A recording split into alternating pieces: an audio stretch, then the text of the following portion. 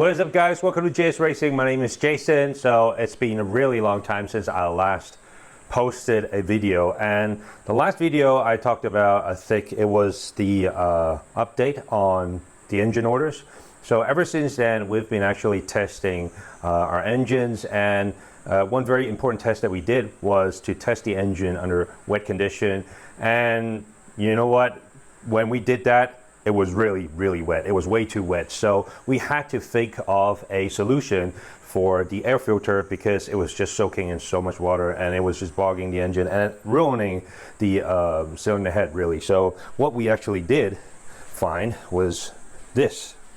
This is actually a really good air filter where it does not affect the airflow, but also really blocks the amount of water that gets to the air filter. So this is really good. And to be honest, this only cost me $2. So that's really cheap. So we tested this air filter just over this weekend, and because it was race weekend, we also joined the race. I was looking after two endurance race teams, and that was fun.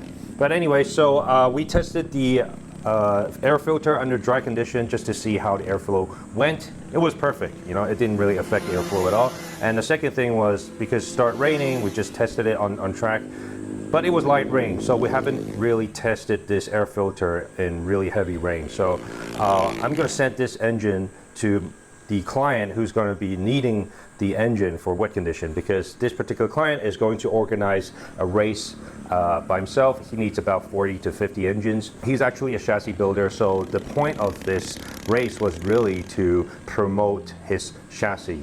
And because over here there aren't a lot of really high-powered 4T, like four-stroke engine races, so he picked us as their partner. But honestly, last time when we tested the engine, because it was raining so hard, it wasn't really a very conclusive test. It wasn't that good. So this time around, we are going to prepare the, waterproof air filter just to make sure that everything runs smoothly.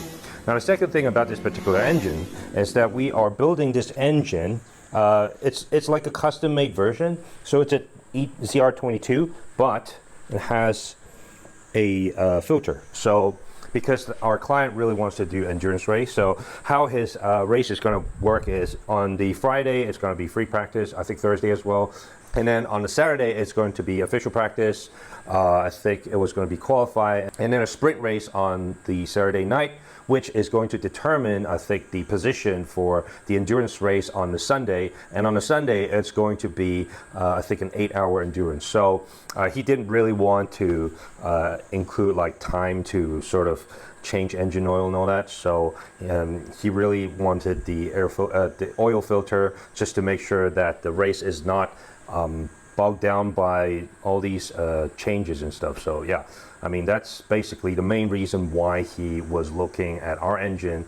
And one funny thing happened, and that is 2 weekends ago, there was another chassis builder who built his own engine, and they held a race, and their engine was so terrible that I think they had like 14 teams, 11 teams DNF, because all their engines just got busted. They did a 12-hour endurance, and they did not include any engine oil change procedures, all that, and basically every one of them just blew up, and because they were using such a huge carburetor. I think they were using like a 38 PWK or a Nibby 38 or something, so it was so big that the engines, when it blew, it looked like this.